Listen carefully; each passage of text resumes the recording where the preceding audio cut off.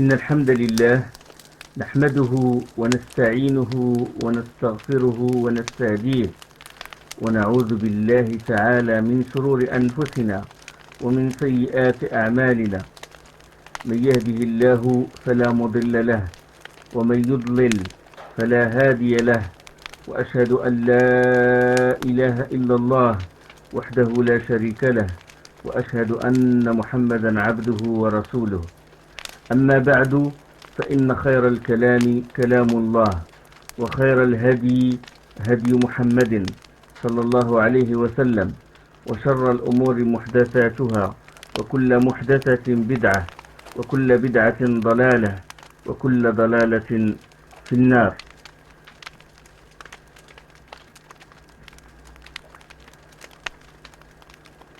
Tout le monde sait que la communauté musulmane a été secouée par des grands événements, surtout dernièrement. Et à la communauté musulmane maintenant de relever beaucoup de défis et de revenir à Allah subhanahu wa ta'ala, parce que la cause de sa défaite est connue. Et la réponse est claire et il peut se résumer par exemple dans le verset suivant. Allah subhanahu wa ta'ala il dit In tansurullaha yansurkum. Si vous assistez Dieu, il vous assistera. Ou selon une autre traduction, si vous faites triompher Allah, ou faites triompher la cause d'Allah, il vous fera triompher et raffermira vos pas, comme dit Allah subhanahu wa ta'ala dans Surat 47, dans le verset 7. Donc si vous faites triompher Allah, si vous reconnaissez sa seigneurialité, sa divinité, ses noms et ses attributs, si vous croyez en Allah, en ses anges, en ses prophètes, ses envoyés, en ses livres, en le destin, dans le bien et dans le mal, si vous l'aimez, si vous le craignez, si vous avez l'espoir en lui, si vous revenez à lui, si vous vous repentez, si vous l'invoquez, si vous appliquez ses lois, si vous faites correctement les obligations religieuses, si vous combattez dans sa voie, si vous vous écartez des péchés, il vous fera triompher. Telle est la règle d'Allah subhanahu wa ta'ala. Telle est la règle d'Allah subhanahu wa ta'ala. Donc, en résumé, si vous donnez réalité à la foi, à la vraie foi, il vous fera triompher. Si vous donnez réalité à l'iman, donc c'est comme si vous avez triomphé la cause d'Allah. Et Allah subhanahu wa ta'ala, il vous soutiendra, il vous donnera, il vous fera triompher. Donc, comme dit Allah subhanahu wa ta'ala dans un autre verset, إن الله لا يغير ما بقوم حتى يغيروا ما بأنفسهم. En vérité, Dieu ne modifie pas l'état d'un peuple tant que les individus qui le composent ne modifient pas ce qui est en eux-mêmes. Comme dit Allah dans surat le tonnerre, surat al-Ra'd, dans le verset 11. Donc, en vérité, Dieu ne modifie pas l'état d'un peuple tant que les individus qui le composent ne modifient pas qui est en eux-mêmes. D'accord? Donc au lieu de croire en une certaine superpuissance, ils croient en lui. Au lieu d'aimer ses ennemis, ils doivent l'aimer. Au lieu de craindre ses ennemis, ils doivent le craindre lui, l'unique subhanahu wa ta'ala. Au lieu de s'en remettre aux législations innovées, aux lois des autres, aux lois des créatures, ils doivent s'en remettre à la législation d'Allah subhanahu wa ta'ala. Au lieu de combattre du côté des ennemis, ils doivent combattre avec les alliés d'Allah. Bref, au lieu de croire au Tarot, ils doivent se désavouer de lui. Donc c'est ça le verset. C'est toujours, on revient toujours à la notion de la foi, à la notion de l'iman. Mais le problème, c'est que ces derniers temps, a refait surface, et je dis bien a refait surface, une secte qui se réclame du salaf. qui se réclame appartenir aux pieux prédécesseurs, suivre les pieux prédécesseurs. Qu'est-ce qu'il est venu faire? Est-ce qu'il est venu condamner les dérives de la communauté musulmane? Non, non, pas du tout. Où est-ce qu'il est venu dire, est-ce qu'il est venu pousser cette communauté à prendre la voie d'Allah subhanahu wa ta'ala et de combattre dans le sentier d'Allah? Non. C'est ce qui est venu dire que l'iman, que la foi est juste une reconnaissance de la vérité. C'est une adhésion du cœur, un tasdir du cœur et une parole de la bouche. L'iman, ce n'est que ça pour eux. Du moment que la personne reconnaît avec son cœur et il reconnaît avec son cœur que le prophète est véridique, il reconnaît les informations révélées par Allah subhanahu wa ta'ala et prononce les deux témoignages, il est sauvé de l'enfer. Et les actes alors, les obligations religieuses, ben pour eux, les obligations, les actes apparents ne sont qu'une condition de perfection de la foi, ne sont que shart al-kamal, les conditions de perfection. Ils ne sont pas inclus dans la foi. Mais juste lorsqu'on veut parfaire notre foi, on prie, on jeûne, etc. On fait les actes apparents.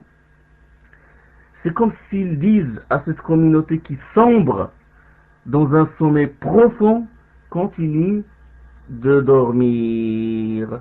De toute façon, il vous suffit de prononcer les deux shahadat, de croire au prophète, et vous allez y entrer en paix et en sécurité. Il se base sur des hadiths ambigus. Par exemple, le hadith, celui qui dit la ilaha illallah entrera au paradis, sortez de l'enfer, celui qui a un grain de moutarde de foi. Et on va parler, inchallah, de ces hadiths-là. Donc, ils ont fait quoi? Ils ont fait la séparation entre l'iman, la foi, et l'acte. Contrairement à ce que soutenaient les plus prédécesseurs nos salafs. Donc, à l'instar de certains qui ont divisé le Coran, ils ont divisé la religion en une réalité intérieure et une réalité extérieure, l'instar des soufis, exotériques et ésotériques, à l'instar aussi de certains qui ont divisé le Coran et la traduction à un sens propre et à un sens et en métaphore, une interprétation claire et une interprétation allégorique, tout comme certains ont divisé aussi la religion en jus et en épulchure, tout comme certains qui ont divisé la tradition du prophète sallam en ce qui est rapporté par une seule chaîne de rapporteurs et des chaînes multiples de rapporteurs, tout comme ces gens-là, cette secte est venue dire, à l'instar des autres, séparer entre l'iman et l'acte, entre l'iman ou l'amal. Et ils ont dit leur parole emblématique, la yadurru ma'a sahhati al-imani tarku amal, la yadurru ma'a sahhati al-imani tarku amal. Ils ont dit que l'abandon de l'acte ne nuit pas à l'authenticité de la foi. Et cette doctrine qu'ils soutiennent, elle est très dangereuse, parce que ils poussent la communauté à commettre des abominations, parce que pour eux, commettre des abominations, ça ne nuit pas à la foi. Et c'est comme s'ils disent au gouverneur, même si tu changes la loi d'Allah, tu as l'assurance du salut. Mais, subhanallah, si cette personne ne fait pas d'acte salutaire, s'il ne fait pas d'acte de croyant, obligatoirement, il va faire des actes interdits. Celui qui ne suit pas la voie d'Allah, obligatoirement, il va suivre la voie du Satan. Allah subhanahu wa ta'ala il dit, cependant, que de moi vous vienne une guidance, فَإِنَّا يَأْتِيَنَّكُمْ مِنِّي هُدًى فَمَنِ اتَّبَعَ هُدَايَ فَلَا يَضِلُّ وَلَا يَشْقَى. Cependant, que de moi vous vienne une guidance. Quiconque suit ma guidance ne s'égare ni ne sera malheureux. Et quiconque se détourne de mon rappel mènera certes une vie pleine de gêne. Et le jour de la résurrection, nous l'amènerons aveugle au rassemblement. Il dira, oh mon Seigneur, pourquoi m'as-tu amené aveugle alors qu'auparavant je voyais? Allah lui dira de même que nos enseignements t'étaient venus et que tu les as oubliés, ainsi aujourd'hui tu es oublié. فمن اتبع هداي فلا يضل ولا يشقى ومن أعرض عن ذكري فإن له معيشة ضنكا ونحشره يوم القيامة أعمى قال رب لم حشرتني أعمى وقد كنت بصيرا قال كذلك أتتك آياتنا فنسيتها وكذلك اليوم تنسى. Dans la sourate Taha, la sourate 20, versets 123 à 126. Donc il n'y a que deux voies, celui qui suit la guidance et celui qui ne la suit pas. Dans un autre verset, Allah subhanahu wa ta'ala dit: suivez ce qui est descendu vers vous de votre Seigneur, ne suivez pas hors lui des protecteurs ou des walis. Donc il n'y a que deux voies. Et dans un autre verset, ça c'est dans Surat Al-A'raf, la Surat 7, le début de la Surat Al-A'raf. Dans une autre Surat, Allah subhanahu wa ta'ala dit: ne vous ai-je pas engagé, enfants d'Adam, à ne pas adorer Satan, car il est vraiment votre ennemi déclaré, et à m'adorer, c'est la voie de rectitude. Dans Surat 36, versets 60 et 61. Donc soit l'adoration d'Allah, soit l'adoration de Satan. Il n'y a pas de juste milieu. D'accord? Il n'y a pas de juste milieu. Soit tu adores Allah, soit tu adores Satan. Ibn Taymiyyah, rahimahullah, dans Kitab al-Ubudiyya, dans les pages 111 et 112, a dit: celui dont Dieu n'est pas son adoré et n'est pas l'aboutissement de son amour et de sa volonté, mais au contraire son orgueil l'a détourné de tout cela, aspirera irrémédiablement à un bien-aimé qui la servira en dehors de Dieu. Il devient ainsi serviteur de ces choses voulues et aimées de lui. Ce peut être soit l'argent, soit le rang social, soit un beau visage ou corps, soit ce qu'on peut prendre comme divinité en dehors d'Allah, comme le soleil, la lune, les étoiles, les tombes, les prophètes, les walis, soit les anges ou les prophètes qu'on prenne comme Seigneur, et tout ce qui est adoré en dehors d'Allah. Voilà, soit l'adoration d'Allah, soit autre chose, soit l'adoration d'autrui. Le prophète a dit: renversé soit le serviteur du dirham, renversé soit le serviteur du dinar, renversé soit le serviteur de l'étoffe à franges, katifa, renversé soit le serviteur de la tunique à bordure, khamisa. Donc il n'existe pas quelqu'un qui ne fait rien. Il n'existe pas quelqu'un qui est debout, qui est inerte. Soit il avance, soit il recule, comme je l'ai dit lors de ce qui concerne la faiblesse et le relâchement du musulman. Donc ça, c'est une réalité, c'est une chose que vous devez connaître. Et donc, vous avez compris que je vais parler aujourd'hui de haqiqat al-iman, la réalité de l'iman. Beaucoup de frères, ils m'ont poussé à faire ce dars-là, et comme je vous ai promis, je vais vous l'exposer, Inch'Allah, avec ce qu'Allah m'a donné comme science.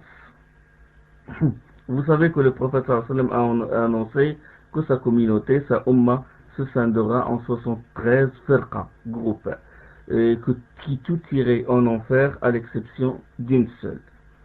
Et quand les compagnons ont dit au prophète sallallahu alayhi wa sallam: laquelle, l'envoyé d'Allah, il a dit: ce sont ceux qui suivent l'exemple que je lègue aujourd'hui avec mes compagnons. Et donc cette firqa, ce groupe sauvé, Cheikh Al-Uthaymin, rahimahullah, il a dit: c'est une firqa qui est sauvée des innovations et des passions dans ce monde, et il sera sauvé de l'enfer dans le delà.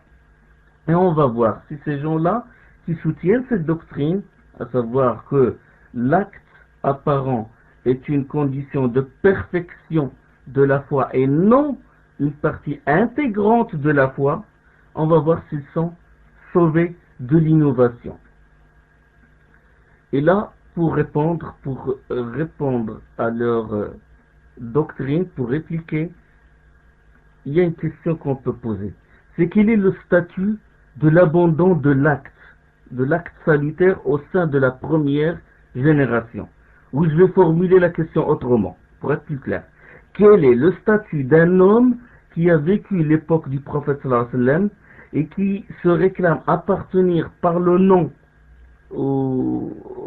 à l'islam et qui a cru au prophète sallallahu alayhi wa sallam, prononcer les deux témoignages, mais il n'a fait aucune obligation. Il n'a évité aucun péché. Il n'a pas jugé selon ce qu'Allah a fait descendre. Il ne prie pas, ne jeûne pas, ne s'acquitte pas de l'aumône, n'a pas fait le pèlerinage, ne s'allie pas avec les croyants, ne combat pas avec eux, n'ordonne pas le convenable, n'empêche pas le blâmable, ne participe pas aux œuvres avec les musulmans. Il n'a rien fait. Il a juste témoigné. La seule chose qu'il a faite, c'est qu'il a prononcé les deux shahadat. La question, est-ce que ce spécimen existe à l'époque du prophète sallallahu alayhi wa sallam? Vous soutenez qu'il existe. Certains, qui sont tombés dans cette chouba, ils disent il existe quelqu'un qui a témoigné. Il a témoigné les deux shahadat avec le cœur. Il a prononcé ces deux shahadat avec la langue, mais il n'a fait aucun acte salutaire. Ils disent il existe ce spécimen-là et il va entrer au paradis. Maintenant, s'il existe, on va poser la question, est-ce que ce spécimen a existé à l'époque du prophète sallallahu alayhi wa sallam? Mais sincèrement, on va se poser la question, est-ce que ce spécimen existe non pas parmi les croyants, mais est-ce qu'il existe parmi les hypocrites? La réponse est que ce spécimen qu'imagine ces gens-là n'existe pas à l'époque du prophète sallallahu alayhi wa sallam. Et il n'existe pas dans le Coran. Il n'existe pas quelqu'un qui a prononcé les shahadat, il a reconnu la véridicité du prophète sallallahu alayhi wa sallam, mais il n'a fait aucun acte salutaire. Allah subhanahu wa ta'ala, tout le monde lit surat al-Baqarah. Quand Allah il dit Alif Lam Mim, Dhalika al-Kitabu la rayba fih, Hudan lil muttaqin.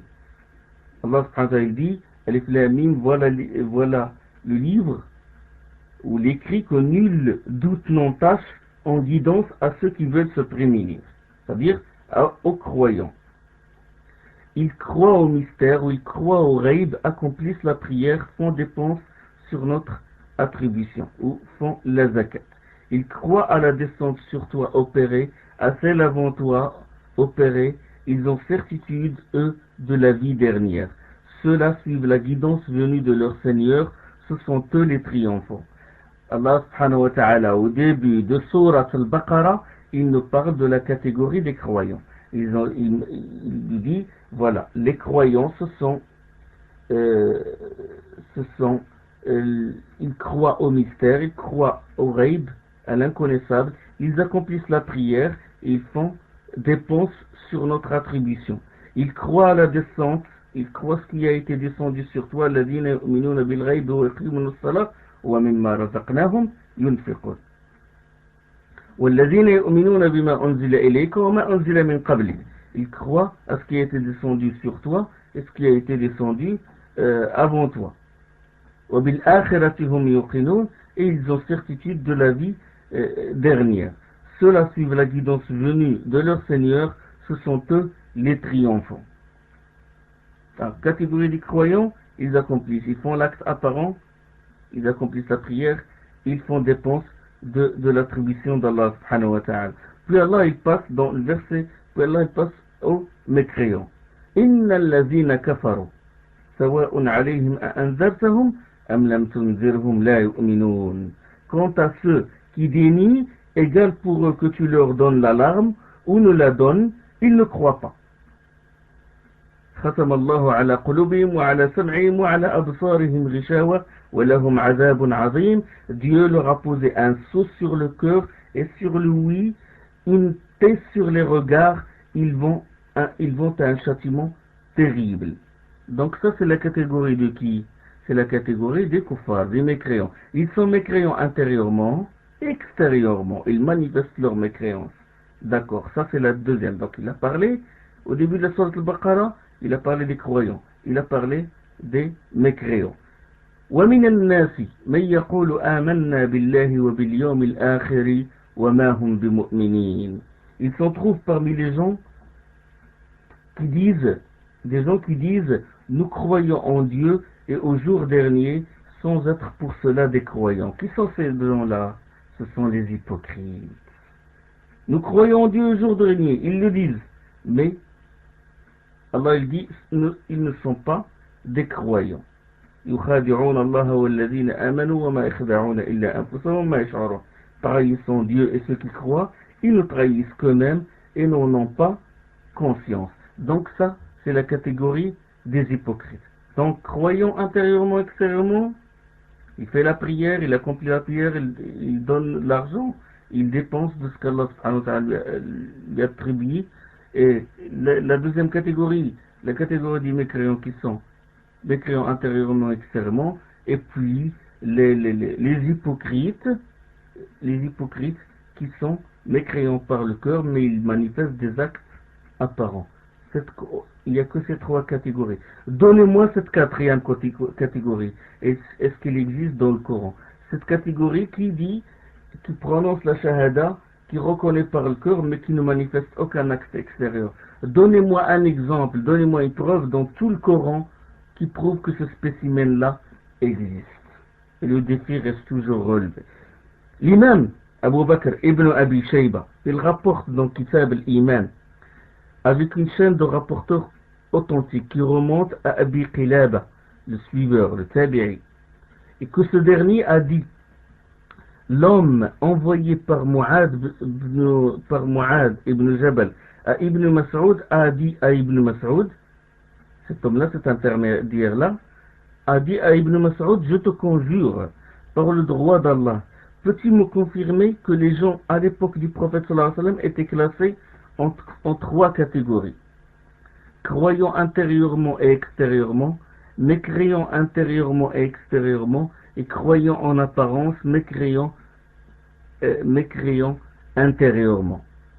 Et Ibn Mas'ud radiyallahu anhu a dit oui. Donc ce hadith, ce athar, cette tradition est rapportée par Ibn Abi Shayba. Donc il n'existe pas cet homme qui n'a fait aucun acte salutaire, mais il est croyant intérieurement, ou bien mécréant extérieurement et croyant intérieurement. L'imam al-Khattabi rahimahullah a dit: قد يكون المرء مستسلما في الظاهر غير منقاد في الباطن ولا يكون صادق الباطن غير منقاد في الظاهر. Imam, le grand imam, tous ces imams-là sont des imams du salaf, sont les purs prédécesseurs. On ne prend les arguments que depuis prédécesseurs. Le Coran, la Sunna et la parole des compagnons et les purs prédécesseurs. L'imam Khattabi a dit: il se peut qu'une personne montre des actes de soumission sans être soumise intérieurement, sans croire intérieurement. Ça, c'est des hypocrites. Et il dit: mais jamais sincère intérieurement et non soumise en apparence. On ne peut jamais trouver quelqu'un qui croit à l'intérieur, mais qui ne manifeste pas d'actes apparents. C'est pour cela, déjà, c'est pour cela que Ibn Taymiyyah rahimahullah, il a blâmé farouchement l'expression qu'utilisent certains juristes pour celui qui a commis des actes de mécréance flagrants. Ils disent de lui mécréant en apparence, croyant intérieurement. Et il l'a qualifié d'une des souillures de l'Irja', une des souillures d'une secte égarée qui s'appelle Irja'. Et on va parler de l'Irja'. Et ça c'est rapporté dans Kitab al-Iman, la page 386, et dans Sarim al-Masloul, et dans l'Iman al-Awsat, et dans le 7e volume de Majmu'at al-Fatawa. Chers frères, si on observe la vie des compagnons, les épreuves qu'ils ont endurées, la séquestration, le djihad, tout ce qu'ils ont fait, ils ne l'ont pas fait en le considérant comme des actes surrogatoires ou des actes supplémentaires ou juste pour parfaire l'iman. Wallahi, ils ont mené le djihad, ils ont enduré les épreuves, les peines, ils ont été séquestrés, ils ont suivi pas à pas le prophète sallallahu alayhi wa sallam. Ils ont fait tout ça. Wallah, ils ne considéraient pas que ces actes qu'ils ont faits sont des actes juste pour parfaire l'iman. Mais tous ont été convaincus que ce qu'ils ont fait toute leur vie, toutes les œuvres salutaires qu'ils ont fait, c'était vraiment la réalité de l'iman, et non pas juste pour parfaire, ils n'ont pas des actes qui sont une condition de perfection de la foi comme soutiennent ces gens-là. Et Allah subhanahu wa ta'ala les a loués, il a dit qui donne ce qu'il donne, ou ce qu'il donne, Allah dit dans Sourate 23, le verset 60, qui donnent ce qu'ils peuvent donner, tandis que leurs cœurs sont pleins de crainte qu'Allah n'accepte pas d'eux, et à la pensée qu'ils doivent retourner à leur Seigneur.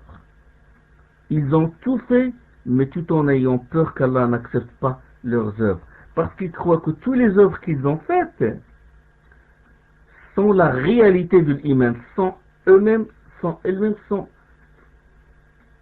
l'équivalent de la foi, et non pas une condition de perfection comme soutiennent ces gens-là. Lorsque Abu Dharr radiyallahu anhu disait je préfère être un arbre qu'on coupera, comme ce que rapporte l'imam Ahmed dans son Musnad, et quand Masruq rapporte qu'un homme avait dit en présence d'Ibn Mas'ud radiyallahu anhu, je souhaite être parmi les rapprochés al-muqarrabin plutôt que les gens de la droite, l'Yami, il a dit moi je souhaite être parmi les rapprochés de Dieu, et plutôt que d'être parmi les gens de la droite. C'est allusion au verset, si celui-ci est du nombre des rapprochés d'Allah, alors il aura du repos, de la grâce et un jardin de délices. Comme Allah subhanahu wa ta'ala dit dans Sourate 56. فَأَمَّنْ كَانَ مِنَ الْمُقَرَّبِينَ فَرَوْحٌ وَرَيْحَانٌ وَجَنَّةُ النَّعِيمِ. Et Abdullah ibn Mas'ud a dit, mais il y a un homme qui espère s'il meurt, il ne ressuscitera pas. Il désigne soi-même. Ils ont tout fait et ils ont peur qu'Allah subhanahu wa ta'ala n'accepte pas d'eux. Contrairement à certains qui font les actes, ils ont dit moi je fais le djihad, je fais ça, la prière c'est pour parfaire l'iman et je serai parmi les rapprochés de Dieu. Cette tradition est rapportée par l'imam Ahmed et aussi dans Minhaj Sunnah. Pareil pour Omar, Abdurrahman ibn Awf et les autres compagnons. Et on vient de parler maintenant de l'absence de ce spécimen qu'imagine ces gens-là, ces pseudo-salafis, à savoir croyant intérieurement sans faire d'actes salutaires apparents. Il n'existe pas ce spécimen-là. Et j'ai dit aussi, parce que la dernière fois, lors de la leçon sur la faiblesse de l'iman, j'ai donné une autre preuve, à savoir la classification qu'a donnée Allah subhanahu wa ta'ala sur des croyants. Et j'ai dit qu'il n'existe pas cette personne-là qui croit intérieurement sans manifester d'actes. Et j'ai dit que le minimum que peut être un croyant, c'est d'être unique envers soi-même. Comme a dit Allah subhanahu wa ta'ala dans Surat Fatir, le verset 32, ثُمَّ أَوْرَثْنَا الْكِتَابَ الَّذِينَ اصْطَفَيْنَا مِنْ عِبَادِنَا. Bien plus, nous avons donné le livre en héritage à ceux que nous avons élus parmi nos adorateurs, c'est-à-dire les adorateurs qu'Allah a choisis. Qui sont ceux-là? Il dit Allah subhanahu wa ta'ala, فَمِنْهُمْ ظَالِمٌ لِنَفْسِهِ. Il en est en effet parmi eux d'unique envers soi-même. Donc, voilà la première catégorie qui a hérité le livre et qui fait partie des adorateurs d'Allah. Il en est en effet parmi eux d'unique envers soi-même. وَمِنْهُمْ مُقْتَصِدٌ. D'autres tenant un juste milieu. وَمِنْهُمْ سَابِقٌ لِلْخَيْرَاتِ بِإِذْنِ اللَّهِ ذَلِكَ هُوَ الْفَضْلُ الْكَبِيرُ. D'autres enfin qui l'emportent par les œuvres de bien avec la permission de Dieu. C'est là la grâce insigne. Donc le minimum que peut être un adorateur de Dieu, c'est d'être unique envers soi-même. Et en deçà de celui-là, il n'est pas adorateur, il n'est pas croyant, il n'est pas musulman. D'accord? Ibn Kathir, j'ai donné aussi l'explication, l'interprétation qu'a donnée Ibn Kathir, le grand exégète, l'élève d'Ibn Taymiyyah. Il a dit zalimu li nafsi, il a dit l'unique envers soi-même, le minimum que peut être un croyant, هو المفرط في بعض الواجبات المرتكب لبعض المحرمات. Il a dit l'unique envers soi-même, c'est celui qui néglige certaines obligations. بعض, certaines obligations, et je mets la parenthèse, pas toutes, certaines seulement. Parce que celui qui ne fait aucun acte salutaire ne rentre pas dans la catégorie des croyants. C'est celui qui néglige certaines obligations et commet certains actes illicites, certains interdits.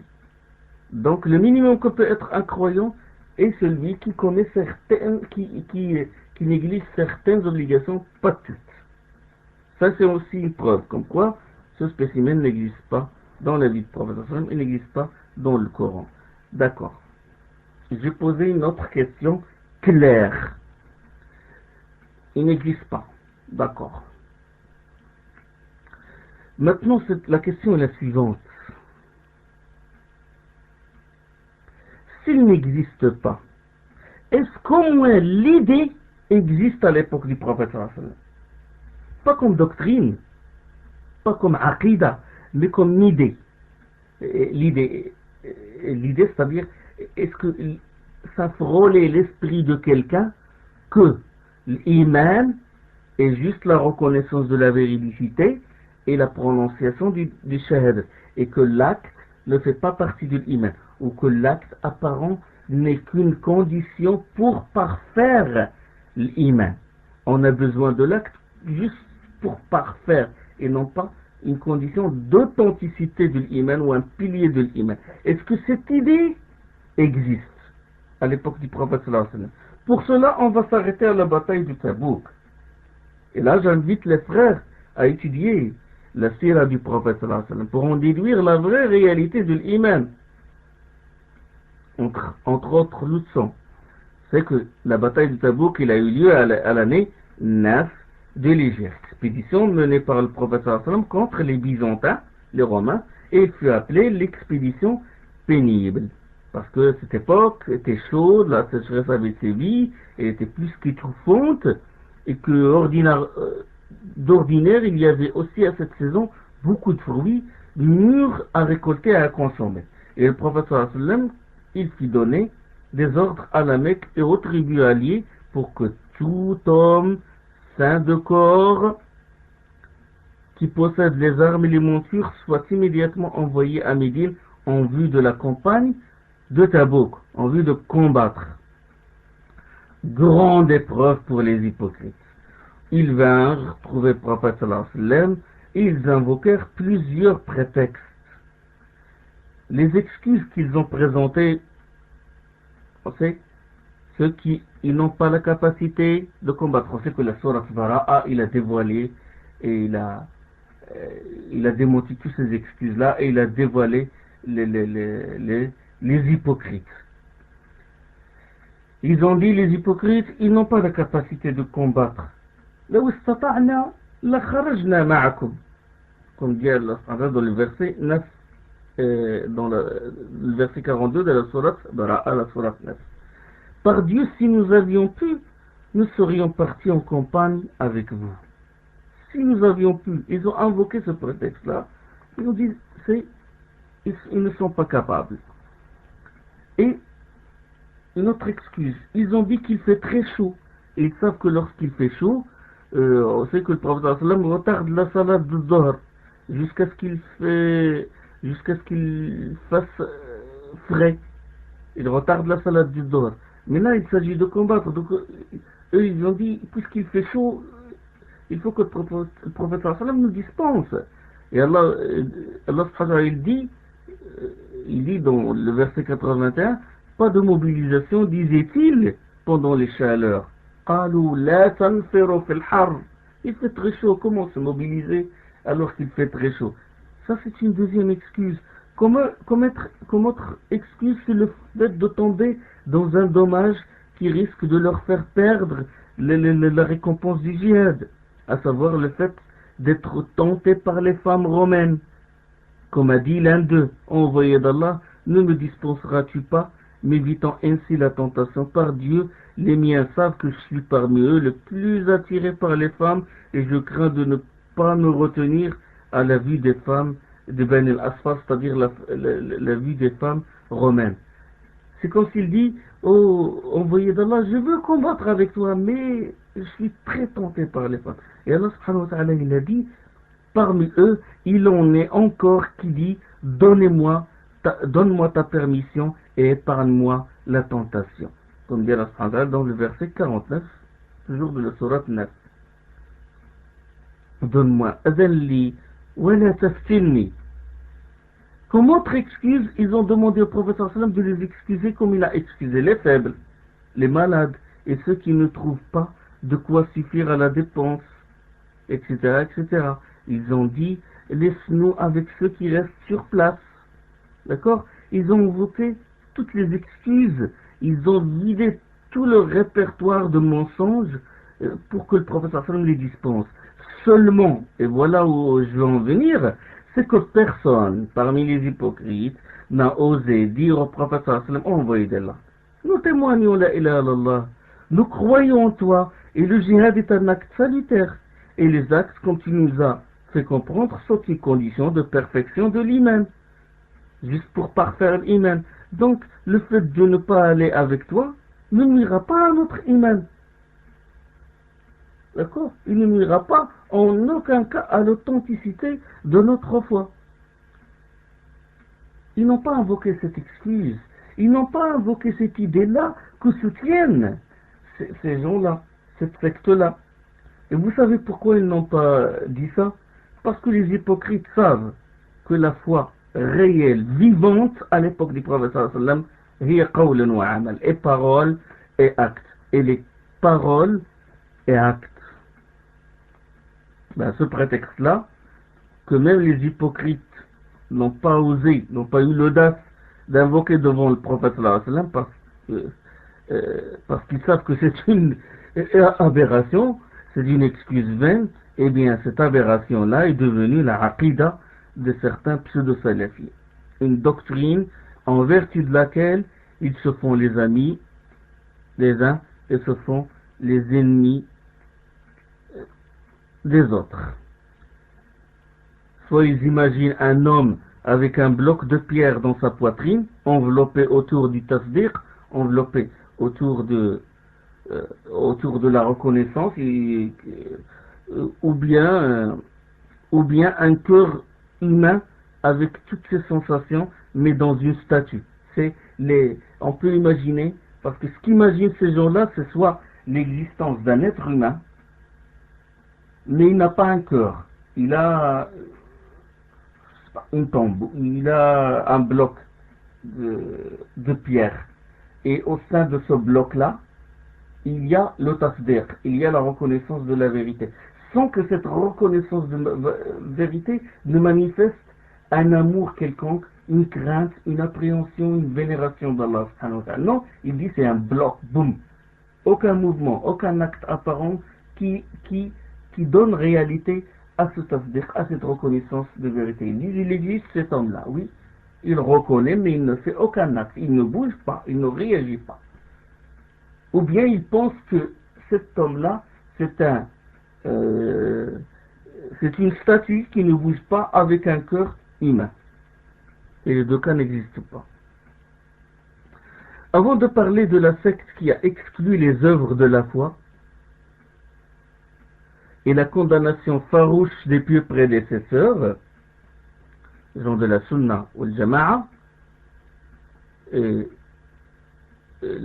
avant la condamnation de Salaf, et quand je parle de Salaf, je dis Salafiyya Shar'iyya, c'est-à-dire les vrais pieux prédécesseurs, et non pas ce phénomène nouveau, qui n'a rien à voir avec la voie du prophète sallallahu alayhi wa sallam, ni dans la doctrine, ni dans le comportement, mais alors le comportement c'est autre chose. Alors je vais, avant de définir, de parler de cette secte-là, on va définir l'iman. Définition de l'iman.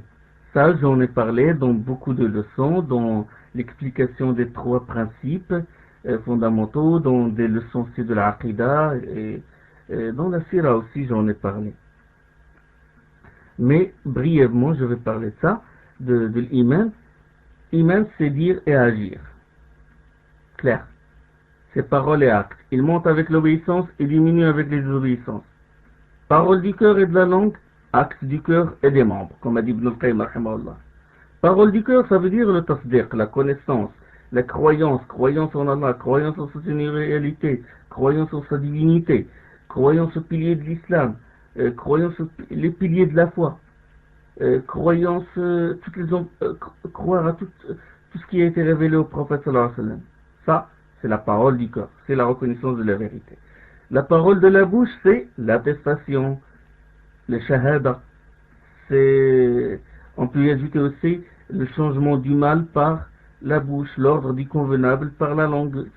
L'acte du cœur, c'est l'amour, la vénération, les deux piliers. Le Cheikh Al-Azim rahimahullah, il les définit, il dit وَرُكْنَ الْعِبَادَةِ وَالتَّعْظِيمِ وَالْمَحَبَّةِ. Il dit les deux piliers de l'adoration. Les deux piliers de l'adoration sont l'amour et la vénération. Et parce que dans l'amour, bon, il y a l'espoir, dans la vénération, il y a la crainte, il y a l'appréhension, et les autres actes du cœur. C'est-à-dire, ils dérivent les autres actes, le tawakkul, le tawakkul, la confiance en Allah, la vénération, l'appréhension, l'espoir, etc. Ils dérivent de l'amour ou de la vénération. Et les actes apparents, parole et actes apparents, c'est-à-dire la prière, le jeûne, le djihad, etc. Et les preuves sont nombreuses. Comme preuve, les croyants sont ceux de qui le cœur s'effare, au moins rappel de Dieu, la foi grandit à la récitation des signes, de ces versets, et qui font confiance à leur Seigneur, qui accomplissent la prière et sur ceux que nous leur attribuons font dépense. Dans Surat 8, les versets 2 et 3. Les croyants sont ceux de qui le cœur sépare au moindre rappel d'Allah.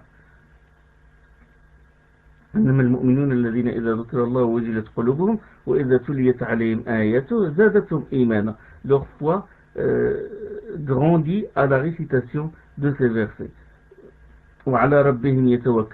Et qui font confiance à leur Seigneur. Qui accomplissent la prière et sur ce que nous leur attribuons font dépense. Donc ça, il dit, voilà ce que doit être un croyant. Il croit intérieurement, le cœur sépare, acte du cœur, et la foi elle grandit, donc qu'elle monte, elle descend, la foi, et qui font confiance, donc c'est un autre acte du cœur, qui accomplissent la prière et sur ce que nous leur attribuons font dépense, c'est-à-dire les actes apparents. Et les croyants sont seulement ceux, dans un autre verset, Allah dit, les croyants sont seulement ceux qui croient en Dieu et à son envoyé, bien mieux, ne doutent pas et font effort de leur bien et de leur personne sur le chemin de Dieu. إنما المؤمنون الذين آمنوا بالله ورسوله ثم لم يرتابوا وجاهدوا بأموالهم وأنفسهم في سبيل الله أولئك هم الصادقون. Voilà. Ils croient en Dieu, son envoyé, donc croyance intérieurement, parole et acte du cœur, ne doutent pas, acte du cœur, parole du cœur, font l'effort de leur bien, donc c'est actes apparents et de leur personne, de leur bien et de leur personne sur le chemin de Dieu, ça c'est des actes apparents. Et le hadith aussi du prophète sallallahu alayhi wa sallam, la foi comporte 60 et quelques ramifications. La plus haute consiste à dire la ilaha illallah, donc la plus haute à prononcer, donc c'est une parole de la langue. La plus basse consiste à retirer de la route ce qui est nocif, donc la plus basse consiste à retirer c'est un acte apparent, un acte du corps, des membres. La pudeur est une des ramifications de la foi. La pudeur c'est un acte du cœur. Ce hadith est rapporté par Muslim. Et dans les deux sahih, le prophète sallallahu alayhi wa sallam a dit à la délégation des Abd al-Qais, je vous ordonne la foi en Dieu. Je vous ordonne la foi en Dieu.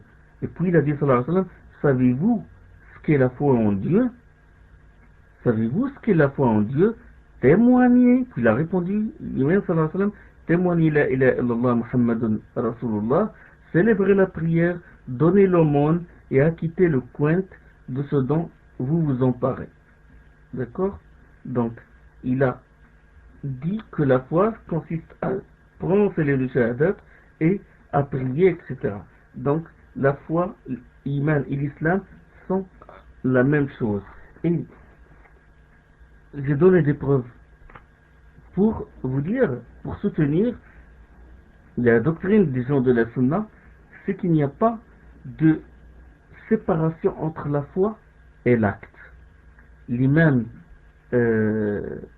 Al-Awza'i, rahimahullah, le grand imam Al-Awza'i, il a dit le hadith déjà de Abd al-Qais que j'ai dit tout à l'heure, c'est un hadith rapporté par l'imam Bukhari. L'imam Al-Awza'i, maintenant la parole, les propos des salafs. L'imam Al-Awza'i, il dit قال من مضى من السلفنا لا يفرقون بين الإيمان والعمل.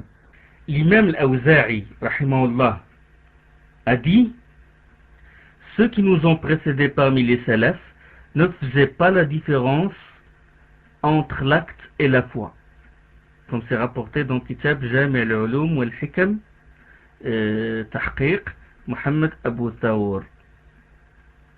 Le volume 1 et la page 57. Il a dit ceux qui nous ont précédés parmi les salafs ne faisaient pas la différence entre l'acte et la foi.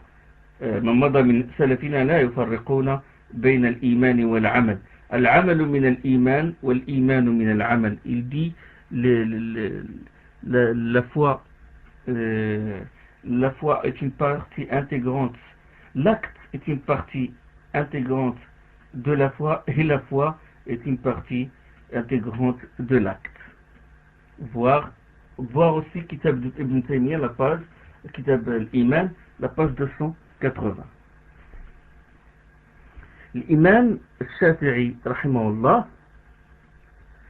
tel que c'est rapporté par Ibn Taymiyyah dans Kitab al-Iman, la page 292, a dit il y a unanimité, ijma' des compagnons et des tabi'in et ceux qui sont venus après eux parmi les gens que nous avons rencontrés, il y a unanimité que la foi est dire, agir et intention. Chacun de ces paramètres ne suffit à lui-même qu'une fois ajouté aux deux autres. Il a dit la foi est dire, agir, وكان الإجماع من الصحابة والتابعين من بعدهم ومن أدركناهم يقولون الإيمان قول وعمل ونية. La foi est dire, agir et intention. لا يجزئ أحد الثلاثة إلا بالآخر. Il a dit que l'un des paramètres, chacun de ces paramètres ne suffit à l'imam qu'une fois ajouté aux deux autres, tel que c'est rapporté dans Kitab al-Fath, dans la page 95. Et l'imam al-Bukhari, rahimahullah, il a mis dans son Sahih chapitre Bab Man qala inna al-iman huwa al-amal. Chapitre celui qui a dit que l'iman est l'acte même. Man qala inna al-iman huwa al-amal. Il est l'acte même, pas l'acte est une condition de perfection ou juste pour parfaire l'iman il faut l'acte. Non, carrément.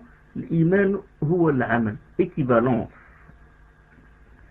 Et il a dit, rahimahullah, puis il a donné la preuve. وَتِلْكَ الْجَنَّةُ أُورِثْتُمُوهَا بِمَا كُنْتُمْ تَعْمَلُونَ. Et il a donné le verset 72 de la sourate 43.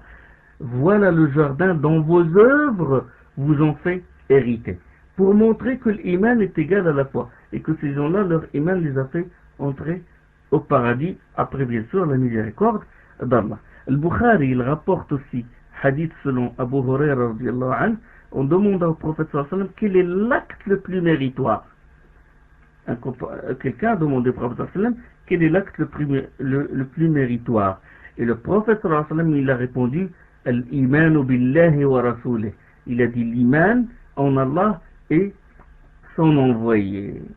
Et puis il a dit et quoi après? Il a dit le jihad dans le sentier d'Allah. Et quoi après? Et le prophète sallallahu alayhi wa sallam il a répondu un pèlerinage sincère ou un pèlerinage complet ou méritoire. Donc la personne a posé la question, quel est l'acte plus méritoire? Et le prophète sallam, il a répondu l'iman, pour montrer, pour prouver qu'il y a équivalence, qu'il n'y a pas de séparation. Et celui qui sépare entre l'acte et l'iman tombe dans l'innovation. Le Walid ibn Muslim, rahimahullah, a dit, j'ai entendu l'Awza'i, Malik ibn Anas, Imam Malik, et Saïd ibn Abd al-Aziz blâmer ceux qui disent la foi est une parole sans acte. Et il disait, il n'y a pas d'iman sans acte et pas d'acte sans iman. Il n'y a pas de foi sans acte et pas d'acte sans foi. لا إيمان إلا بعمل ولا عمل إلا بإيمان. قال الوليد بن مسلم سمعت الأوزاعي ومالك بن أنس وسعيد بن عبد العزيز ينكرون قول من يقول إن الإيمان قول بلا عمل ويقولون لا إيمان إلا بعمل ولا عمل إلا بإيمان. Donc il blâmait ceux qui disent que l'iman c'est une parole sans acte. Il disait il n'y a pas d'iman sans acte et pas d'acte sans foi, comme nous avons soutenu antérieurement. Cette tradition elle est rapportée par l'imam Al-Lalika'i dans la page 848. Voilà ce qu'il en est de la doctrine des gens de la Sunna wal Jama'a, Aqida Sahiha. Viendront ensuite les troubles dans la première fitna, l'assassinat de Omar radiallahu anhu, après un complot préparé entre les mages et les croisés, entre Al-Hormuzan, le zoroastrien, et Zoufayna, le chrétien, et l'exécuteur fut Abu Lu'lu'a, comme c'est rapporté dans Tarjamat Abdullah ibn Omar ibn al-Khattab, comme c'est rapporté dans Kitab al-Isaba et dans Kitab al-Tabaqat. Et ce complot ne s'est pas arrêté là. Il s'y ajoutait le pire des trois, c'est-à-dire les juifs, représentés par Abdullah ibn Saba, le juif qui a infiltré le rang des musulmans et a établi plusieurs organisations secrètes, sionistes, entre parenthèses, qui ont allumé le feu du trouble, dont fut victime Othman ibn Affan, radiyallahu anhu. Et au sein de ces événements, diverses positions surprises et apparurent différentes sectes, notamment les Khawarij qui s'insurgèrent contre Ali, radiyallahu anhu, le traitèrent de mécréants, surtout après la bataille de Safin, après la fameuse affaire de l'arbitrage de Amr ibn al-As et d'Abu Musa al-Ash'ari. Donc ça c'est des détails de l'histoire, mais sont très importantes, parce que celui qui ne connaît pas l'histoire ne peut pas vraiment comprendre l'Aqida profondément. Quoique l'Aqida il est simple, il est à la portée de tout le monde. Mais celui qui veut approfondir ses idées, il faut qu'il connaisse l'histoire et les événements. Bon, j'ai dit ça, je ne l'ai dit pas comme ça, mais j'ai dit pour évoquer ces Morji'a-là, comment ils sont sortis. Donc comme mouvement antagoniste des Khawarij, qui ont exclu beaucoup de gens de l'islam, et que la personne qui est coupable d'une faute grave, il sort de l'islam, comme mouvement antagoniste à ce mouvement-là des Khawarij, apparu ce qu'on appelle les Morji'a. Attention, les Morji'a, les premiers Morji'a, ceux-là sont les premiers Morji'a, la première mauvaise graine. C'est une secte qui a remis le jugement de Ali et de Othman jusqu'au jour de la résurrection. C'est-à-dire, ils ont dit, nous nous allions pas avec eux et nous désavouons pas d'eux. On les laisse dans l'expectative. Ça, c'est le premier irja. Attention, ça, c'est le premier irja. Il n'a rien à voir avec la foi. Il n'a rien à voir avec l'iman. L'irja, pour plus de détails aussi, en langue arabe veut dire ajourner et retarder. Arja. Irja, c'est retarder la chose. Quand Allah subhanahu wa ta'ala dit traînez-le, قالوا أرجه وأخاه وأرسل في المدائن حاشرين يأتوك بكل ساحر عليم. traînez-le, arjih wa akha, traînez-le en longueur, lui et son frère, et pendant ce temps, envoyez des rassembleurs dans les villes, vous en ramenez tous sortis experts, comme dit Allah dans Surat 7, Surat A'raf, et le verset 111. Arjih wa akha, irja, ça veut dire traînez-le en longueur. Et dans un autre verset, le verset de Surat Bara'a, verset 9, Surat 9, le verset 106, d'autres restent dans l'expectative quant au décret de Dieu, soit qu'il les punisse, soit qu'il leur pardonne. Murjauna, c'est-à-dire rester en expectative, donc retarder, ajourner, d'accord? Ils ont retardé, ils ont ajourné toute position de wala et de bara, d'alliance, de désaveu vis-à-vis de Othman radiallahu anhu, et de Ali et d'autres compagnons. Donc irja, comme cette définition, elle est rapportée aussi dans Tahdhib al-Athar d'Ibn Jarir al-Tabari. Il a donné cette définition là. Et le deuxième irja, la deuxième mauvaise graine, est apparue en l'année 82 de l'Hégire, ou l'année 99. Pour cela, il faut voir Fath al-Bari, le volume 1 et la page 112. C'est la secte qui a posé en priorité la reconnaissance, le tasdiq, sur l'action. Ils ont ajourné l'action, ils l'ont retardé. Ça, c'est le deuxième irja qui concerne la foi. Et ce deuxième irja, c'est celui qui est, c'est-à-dire celui qui, dont les traces sont encore à notre époque. C'est-à-dire que cette secte-là, il vit notre époque et il propage les mêmes, presque les mêmes. Il a développé certaines shubuhat, certaines ambiguïtés. Mais il soutient la même doctrine que l'irja, que cet irja-là, que ce deuxième irja.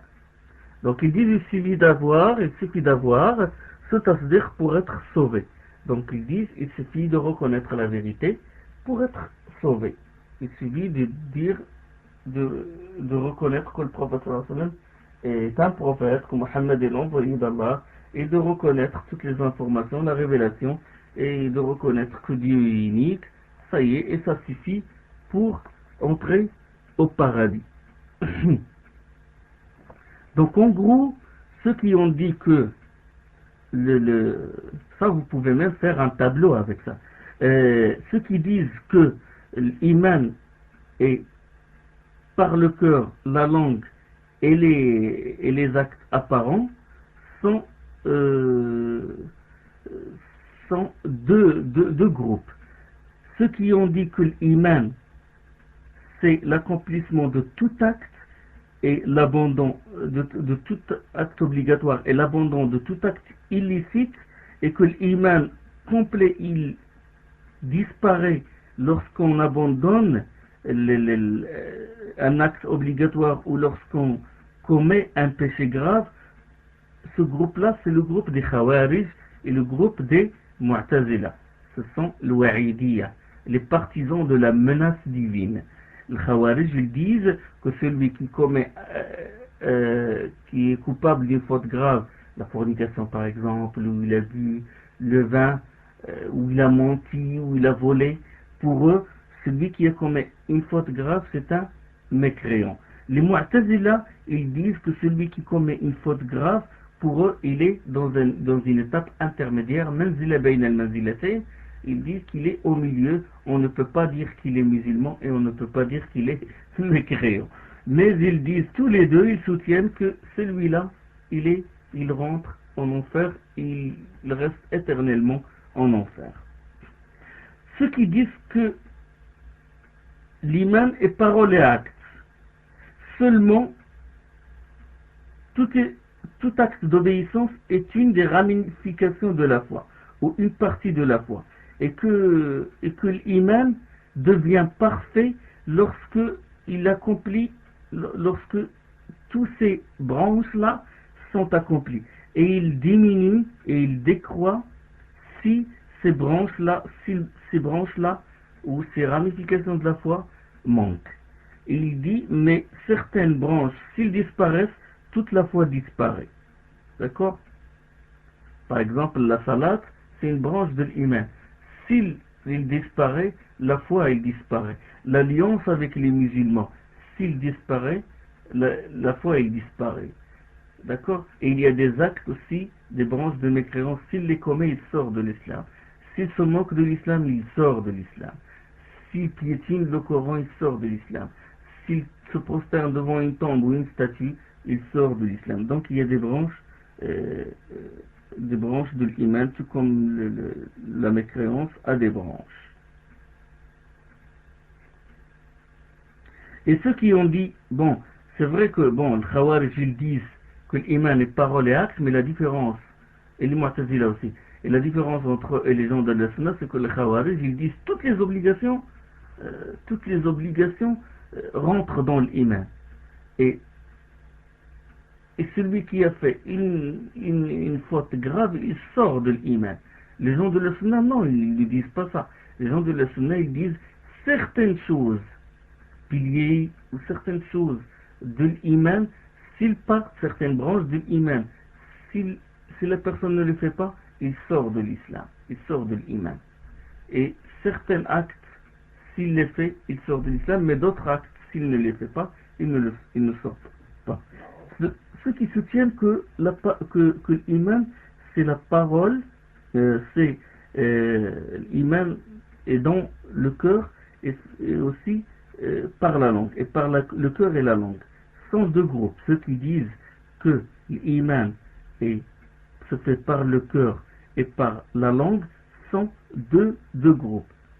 Ceux qui rentrent les actes du cœur dans la foi, ce sont les Murji'a anciens, les Murji'a al-Qudama, les Murji'a al-Fuqaha, et certains Hanafites, certains Muhaddith al-Hanafiya, certains rapporteurs de hadith Hanafites, surtout les contemporains. Ceux qui ne rentrent pas les actes du cœur, ils ne rentrent pas l'amour, la vénération, ils ne rentrent pas les actes du cœur, ils sont allés jusqu'à sortir la parole de la langue. Ce sont en général les Hanafites et les Maturidites. Et ceux qui disent que l'iman c'est dans le cœur seulement sont trois groupes. Il y en a premièrement ceux qui rentrent les actes du cœur dans la foi, ce sont des Murji'a aussi, mais spécialement l'Yunusiyya, Shummariyya wa Tumaniya. Ceux qui disent que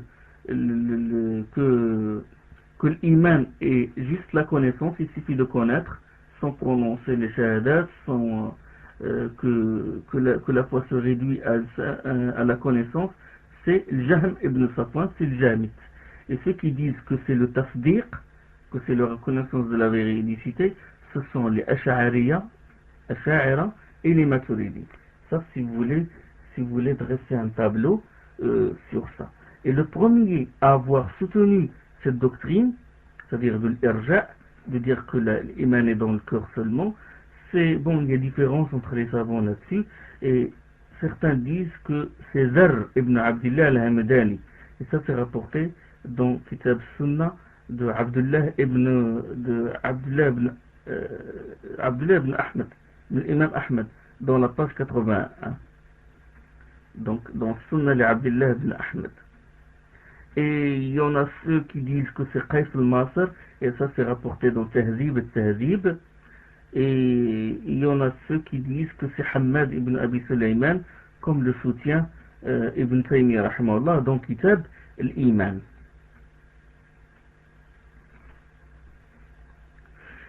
Donc voilà en gros, parce que c'est un sujet large, si on veut en parler, il y a beaucoup de choses à dire là-dessus. Mais bon, comment les salafs ils ont répondu à cette secte? Comment ils ont répondu? Dans Kitab Sunnah de Abdullah ibn Ahmed, c'est-à-dire Abdullah, le fils de l'imam Ahmed. Et aussi dans Tahdhib al-Athar de l'imam Ibn Jarir al-Tabari, selon Ma'qal ibn Ubaydillah al-Jazari al-Absi, il a dit Salim al-Aftas est venu nous trouver et nous exposer l'Irja. Salim al-Aftas aussi soutient cette doctrine de l'Irja. Il a dit, il est venu nous exposer comme quoi que l'iman c'est juste dans le cœur et que les actes ne rentrent pas dans l'iman. Et il a dit, il est venu et il a dit, cela créait chez nous, chez un groupe de mes compagnons, une répulsion insurmontable à son égard.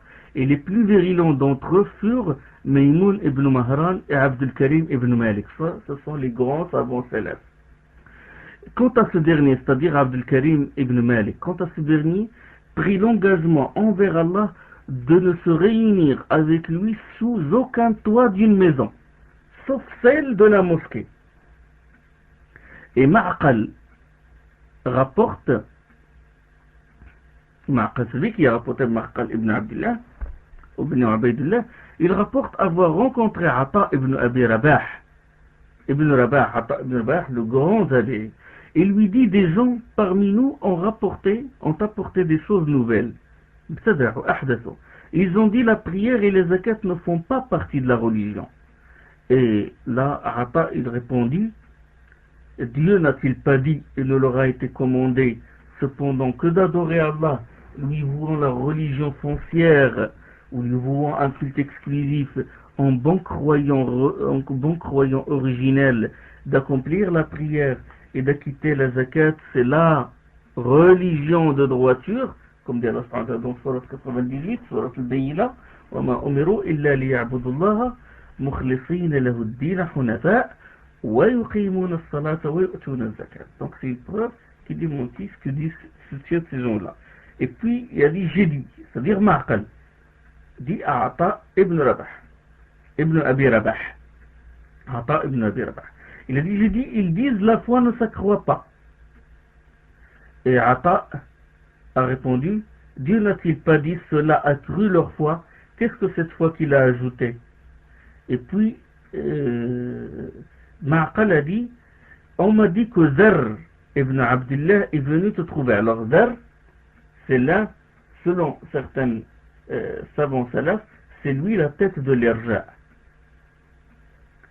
Il a dit, on m'a dit que Zar ibn Abdullah est venu te trouver avec ses compagnons et ils t'ont exposé leur doctrine et tu les as approuvés et tu as accepté tout ceci, comme quoi la foi n'augmente pas, comme quoi la foi c'est juste une reconnaissance dans le cœur, comme quoi la salat et la zakat ne font pas partie de l'iman.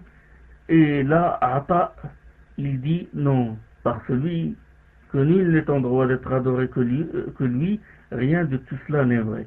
Et il a répété ça 2 à 3 fois. Voilà, telle est la façon, c'est comme ça que procèdent les Ahl Bid'ah, les innovateurs. Chaque fois, pour donner une légitimité à leur doctrine, ils propagent ce genre de mensonges. Et ça, on le vit même actuellement. Ils propagent une doctrine, et puis ils disent, ah ben, écoutez, le cheikh, ce cheikh-là, il nous a approuvé. Cheikh Ben Baz, il nous a approuvé. Tel cheikh, al-cheikh, il nous a approuvé. Voilà la cassette, voilà.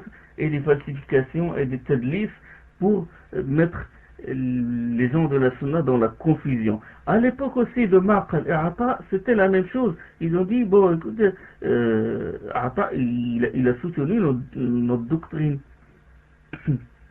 Puis Ma'qal, rahimahullah, il continue. Il a dit, je suis allé à Médine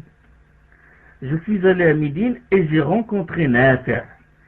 Il lui fit part de ce que proposent ces innovateurs et parmi les choses qu'il lui a dites, ils disent, nous confessons, Nafi', c'est la franchise d'Abdullah ibn Omar, c'est le grand tabi'i Nafi'. Imam Malik il rapporte souvent les hadiths selon Nafi', selon ibn Omar, parce que Nafi' il a beaucoup accompagné Abdullah ibn Omar radiyallahu anhu. Il lui a dit, parmi les choses qu'il lui a dites, ils disent, nous confessons le fait que la salat est obligatoire, mais nous ne prions pas. قال قلت إنهم يقولون نحن نقر بأن الصلاة فريضة ولا نصلي. Il dit, ces gens-là, ils disent ceci: nous confessons le fait que la salat est obligatoire, mais nous ne prions pas. Nous confessons le fait que le vin est illicite, mais nous la consommons. Le fait que les relations incestueuses sont illicites, mais nous les pratiquons. Et à se dire, Ma'qal a dit que Nafi' qui lui tenait la main quand il lui a dit ça, Nafi' lui tenait la main. Il a retiré sa main de la sienne et a dit, celui qui a fait ce genre de choses est un mécréant. قال فنصر يده من يدي وقال من فعل هذا فهو كافر. Donc l'abandon de l'acte cause la mécréance. L'imam al-Khallal, le grand savant al-Khallal, il rapporte suivant Abdullah ibn Hanbal. Il rapporte selon Abdullah ibn Hanbal, selon Ishaq ibn Hanbal, qui a dit Al-Humaydi a dit. Donc c'est une chaîne qui remonte jusqu'à Al-Humaydi. Et l'imam Khallal, il est très connu. De toute façon, cela, Al-Khallal, Al-Lalika'i, l'imam Ahmed, ce sont les références de Cheikh l'Islam Ibn Taymiyyah. Et vous allez remarquer dans Kitab al-Iman, ils se basent beaucoup sur leurs paroles, sur leur tradition. Donc Al-Khallal, selon moi, un isnad jusqu'à qui remonte à l'imam al-Humaydi, il a dit, j'ai été informé, Humaydi il dit, j'ai été informé que des gens soutiennent ceci: celui qui reconnaît l'obligation de la prière, de la zakat, du jeûne, du pèlerinage, sans rien faire de tout cela jusqu'à sa mort, et tout en restant toute sa vie le dos tourné à la Qibla, est un croyant du moment qu'il ne renie rien de tout cela, et du moment qu'il sait que l'abandon de tout cela n'infirme pas sa foi, tant qu'il confesse les obligations divines et l'obligation de se tourner vers la Qibla. Et je dis, ceci est une mécréance flagrante et une opposition au livre d'Allah, à la sunna de l'envoyé d'Allah et à la voie des musulmans. Allah il dit, Qala Azza wa Jal, en bon croyant originel, d'accomplir la prière et d'acquitter la zakat, c'est la religion de droiture. Donc il a dit, j'ai été informé que des gens soutiennent ceci. Ils soutiennent que celui qui reconnaît la prière, la zakat, le jeûne, le pèlerinage, sans rien faire de tout cela, jusqu'à mort s'en suivre, et tout en restant toute sa vie le dos tourné à la Qibla, est un croyant. Ces gens-là, ils soutiennent ça. Ils disent, celui-là est un croyant, comme le soutiennent les Murji'a actuels. Ils disent, il ne fait pas, il n'accomplit pas il reconnaît, d'accord, l'obligation de la prière, de la zakat, du jeûne, du pèlerinage, mais sans rien faire de tout cela, jusqu'à mort s'en suivre, jusqu'à ce qu'il soit mort, et tout en restant toute sa vie le dos tourné à la Qibla, est un croyant du moment qu'il ne renie pas, la yajhad, du moment qu'il ne renie pas, qu'il ne renie rien de tout cela, il reconnaît, il ne le renie pas, parce que bon, les mots actuels, ils réduisent la mécréance au simple fait de renier la même doctrine que cela. Du moment qu'il ne renie rien de tout cela, et du moment qu'il sait que l'abandon de tout cela n'infirme pas sa foi, tant qu'il confesse les obligations divines, et il reconnaît l'obligation de se tourner vers la Qibla. Et je dis, c'est-à-dire Al-Humaydi, il dit, ceci est une mécréance flagrante et une opposition au livre d'Allah, à la sunna de l'envoyé d'Allah et à la voie des musulmans. Allah, il dit, en bon croyant, c'est-à-dire là, il fait allusion au verset وَمَا أُمِرُوا إِلَّا لِيَعْبُدُوا اللَّهَ مُخْلِصِينَ لَهُ الدِّينَ. Il ne leur a été commandé cependant que d'adorer Allah, lui vouant la religion foncière, en bon croyant originel, d'accomplir la prière et d'acquitter la zakat, c'est la religion de droiture. D'accord? وأخبرت أن أقواما يقولون إن من أقر بالصلاة والزكاة والصوم والحج ولم يفعل من ذلك شيئا حتى الموت ويظل مسندا ظهره مستدبر القبلة حتى يموت فهو مؤمن ما لم يكن جاحدا إذا علم أن ترك ذلك فيه إيمانه إذا كان مقرا بالفرض واستقباله القبلة. فقلت هذا الكفر بالله الصراح وخلاف كتاب الله وسنة الرسول صلى الله عليه وسلم وفعل المسلمين. قال الله وما أمروا إلا ليعبدوا الله مخلصين له الدين. Donc je donne aussi la version arabe. Donc ça c'est rapporté par Kitab, le livre de Imam Al-Khallal. Hanbal a dit قال أبو عبد الله. Donc Hanbal il rapporte que Abu Abdillah c'est-à-dire l'imam Ahmed, Imam Ahmed, il est l'imam de la Sunna. قال Abu Abdillah, celui qui dit cela, c'est-à-dire la doctrine soutenue qui a été soulignée par Al-Humaydi. Il a dit, Abu Abdillah, c'est-à-dire l'imam Ahmed, il a dit celui qui dit cela a dénié Dieu, kafara billah, et a rejeté son ordre et a rejeté ce qu'on a apporté, et a rejeté ce qu'a apporté son messager. Celui qui dit cela a dénié Dieu et a rejeté son ordre et a rejeté ce qu'a apporté son messager sallallahu alayhi wa sallam. قال الإمام أحمد من قال هذا كفر بالله ورد على الله أمره وعلى الرسول صلى الله عليه وسلم ما جاء به. Celui qui dit ça, il dit je reconnais le pèlerinage, je reconnais la salade, je reconnais le zakat, je reconnais tout cela, mais je ne prie pas. Je reconnais, mais voilà ajhad, je ne renie rien de tout cela, mais je ne prie pas, je ne jeûne pas, etc. Il dit celui qui soutient ça, celui est un mécréant. L'imam Azurri a dit les actes des membres, c'est-à-dire les actes apparents. Imam Azurri rahimahullah, il a dit les actes des membres donnent réalité à la fois relative au cœur et à la langue. Celui qui ne donne pas réalité à cette foi, celui qui ne donne pas réalité à cette foi avec son acte, comme faire la purification rituelle, la prière, la zakat, le jeûne, le pèlerinage, le jihad et les actes et des actes semblables, et s'est contenté de la connaissance et de la parole sans faire d'acte, n'est pas croyant. Je répète, je dis d'abord la version en arabe et je traduis en même temps. فالأعمال بالجوارح تصديق عن الإيمان بالقلب واللسان.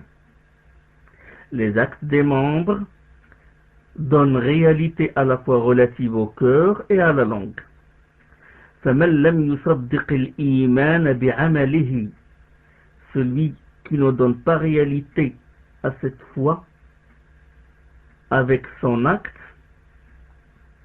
فمن لم يصدق الإيمان بعمله مثل الطهارة والصلاة والزكاة والصيام والحج والجهاد وأشباه لهذه, celui qui ne donne pas réalité à cette foi, la foi c'est-à-dire dans le cœur et par la langue, à cette foi avec son acte, comme faire la purification rituelle, la prière, la zakat, le jeûne, le pèlerinage, le jihad et des actes semblables. وَرَضِيَ لِنَفْسِهِ بِالْمَعْرِفَةِ وَالْقَوْلِ دُونَ الْعَمَلِ لَمْ يَكُنْ مُؤْمِنًا. Et s'est contenté de la connaissance et de la parole sans faire d'acte, celui-là n'est pas croyant. La connaissance et la parole ne lui seront d'aucune utilité. وَلَمْ تَنْفَعْهُ الْمَعْرِفَةُ وَالْقَوْلِ. La connaissance et la parole ne lui seront d'aucune utilité. وكان تركه للعمل تكذيبا منه لإيمانه. وكان تركه للعمل تكذيبا منه لإيمانه. La connaissance et la parole ne lui seront d'aucune utilité. Son abandon de l'acte démentit son iman. وكان العمل بما ذكر تصديقا منه لإيمانه.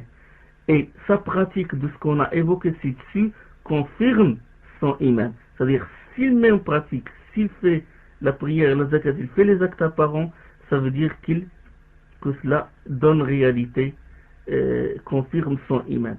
Sache bien cela, fa'alam dhalik.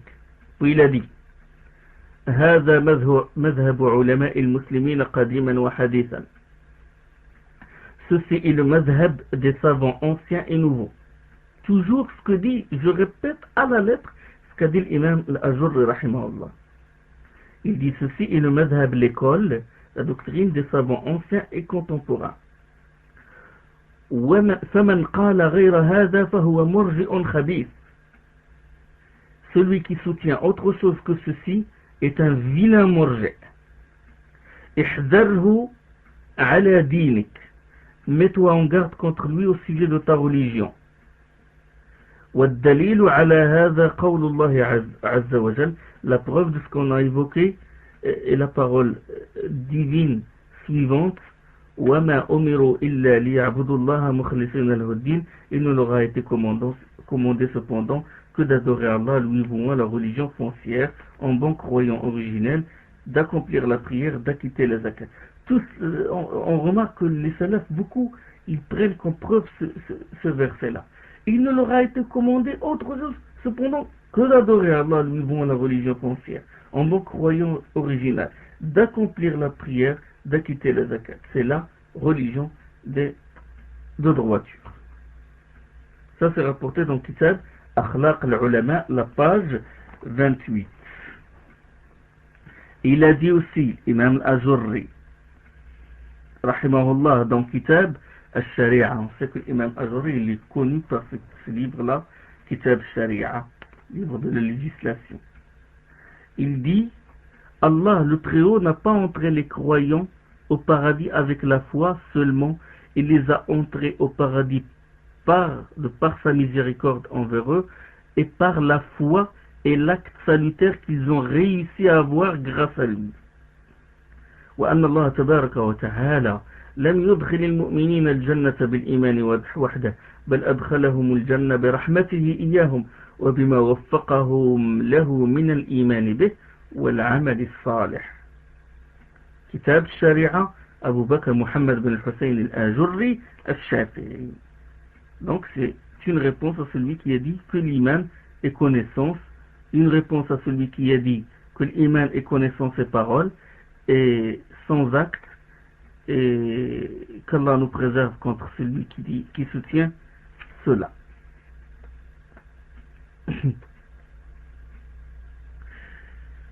Abu Talib al-Malki,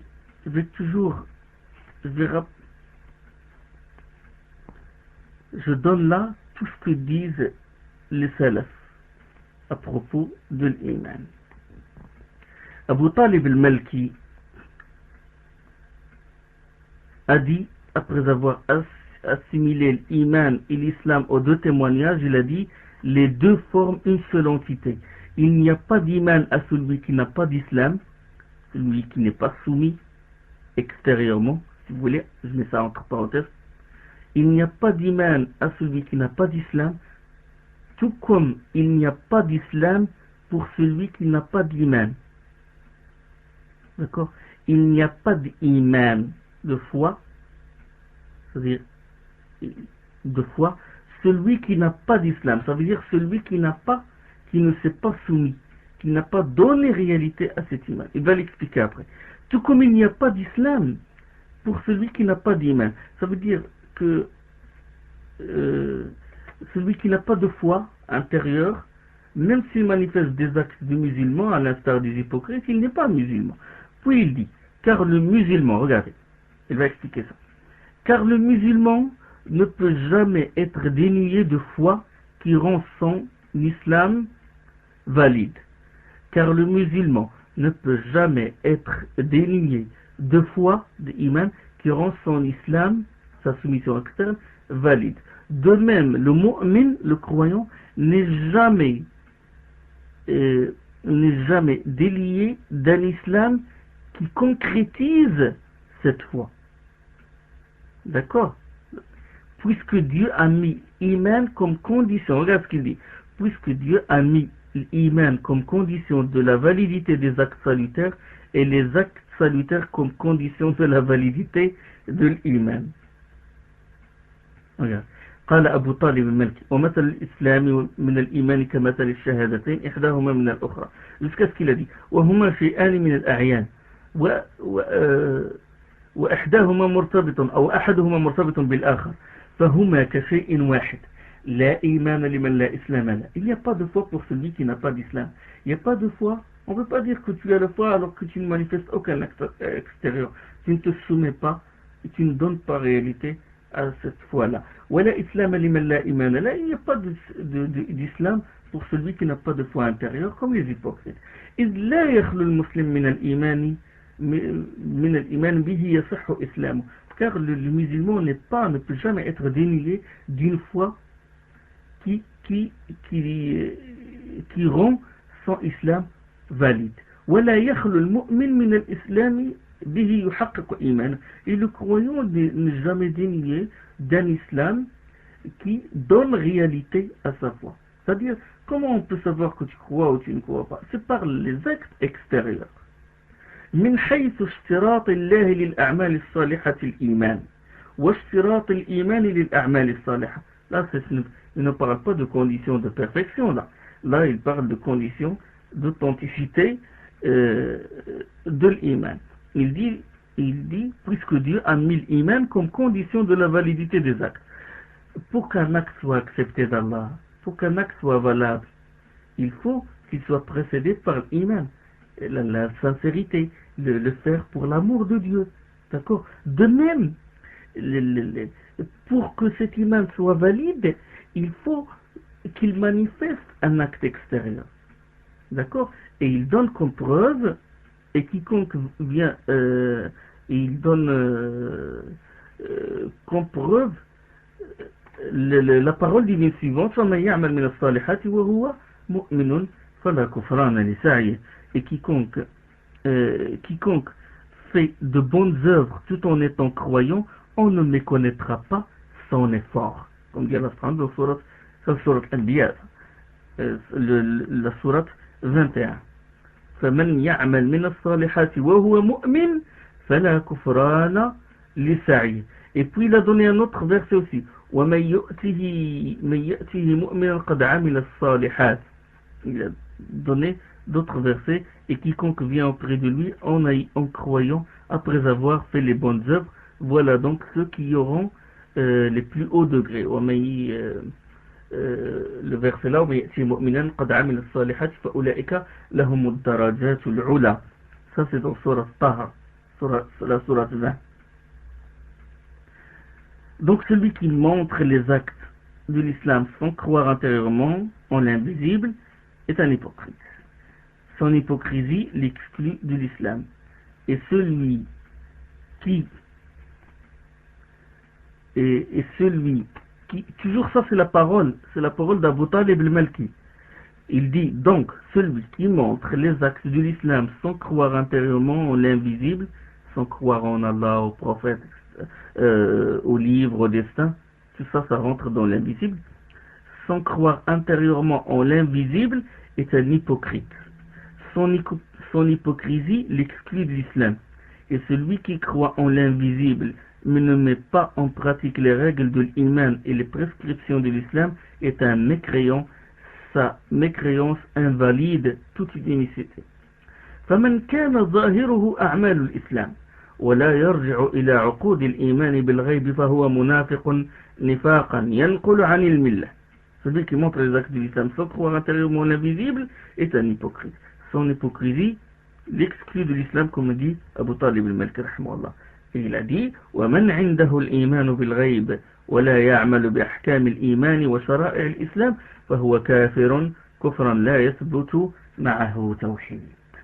Il dit, et celui qui croit en l'invisible mais ne met pas en pratique les règles de l'iman et les prescriptions de l'islam est un mécréant.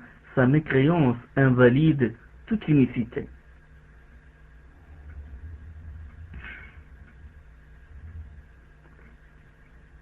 Ça c'est la parole d'Abu Talib al-Malki rahimahullah. Autre parole de salaf. L'imam Sahl Tusturi fut interrogé. Pourquoi? Parce qu'ils n'ont pas laissé, quand il y avait cette mauvaise graine de l'irja, tous les savants de Salaf se sont dressés contre cette doctrine et ils ont répondu. Abu Talib al-Malki, Abu Thawr, l'imam Ahmad, l'imam Shafi'i, l'imam Malik, tous sont dressés contre cette doctrine de l'irja. Sahel Tusturi fut interrogé à propos de l'iman. Il répondit, parole, acte, intention et sunnah. Car un iman qui se fait par la langue sans les actes, c'est de la mécréance. قال قول وعمل ونية وسنة لأن الإيمان إذا كان قولا بلا عمل فهو كفر. Il a dit car un iman qui se fait par la langue sans les actes, c'est de la mécréance. S'il comporte la parole et l'acte sans l'intention, il devient de l'hypocrisie. Si les paroles, actes, intention, mais sans la sunna, il devient bid'a. Ça c'est rapporté par dans Kitab al-Iman d'Ibn Taymiyyah, la page 162. Saïd ibn Jubayr a dit les Murji'as sont les juifs de la Qibla. Le grand tabi'i. Pourquoi il a dit ça? Parce que déjà parce que pour on sait qu'il a dit que les juifs sont scindés en 71 sectes et les chrétiens sont scindés en 73, en 72 sectes. Donc les sectes qui sont sortis de la communauté musulmane sont au nombre de 72. Ils suivent les pas des sectes qui les ont précédés. Saïd ibn Jubayr, rahimahullah, le grand savant, l'éminent tabi'i, il a dit que ce sont les juifs de la Qibla. Pourquoi? Parce que eux, ils soutiennent la même chose qu'ont soutenu les juifs. Qu'est-ce qu'ils soutiennent les juifs? Les juifs ont dit وَقَالُوا لَن تَمَسَّنَا النَّارُ إِلَّا